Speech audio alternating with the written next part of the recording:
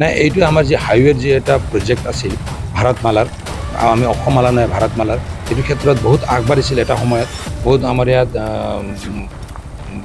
ইঞ্জিনিয়াৰবিলাক আহি ডিপাৰ্টমেণ্টৰ মানুহবিলাকে এইটো ছাৰ্ভেও কৰিছিল।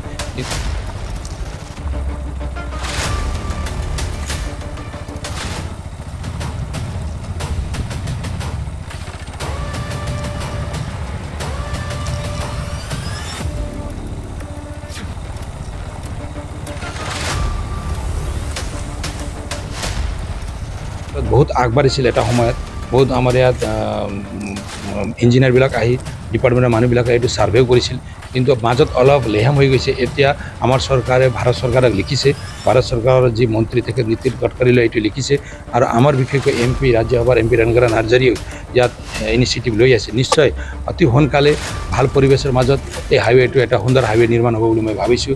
হাইৱে মাত্ৰ নহয়, ইয়াত ভাৰত চৰকাৰ আৰু ভূটান গভৰ্ণমেণ্টৰ লগত ভূটান ৰজাৰ লগত মিলি এটা তেখেতসকলৰ লগত এটা আলোচনা হৈ গ'ল। ইয়াত এটা ৰেলৰ যি ট্ৰেইনৰ যি সুবিধা ট্ৰেইন লাইনো ইয়াত হৈ আছে, মানে কোকৰাঝাৰৰ পৰা আৰম্ভ কৰি আমাৰ ওচৰৰে যি ভূটানৰ যি চিটি গেলেম্পু চিটিলৈকে এইটো যাব। আৰু আমি শুনিবলৈ পাইছোঁ ভূটানে গেলেম্পুক এটা মেগা চিটি হিচাপে নিৰ্মাণ কৰিবলৈ গৈছে।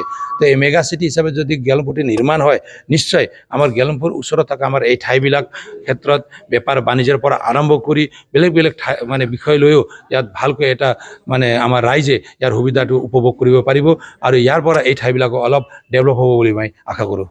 Thank U.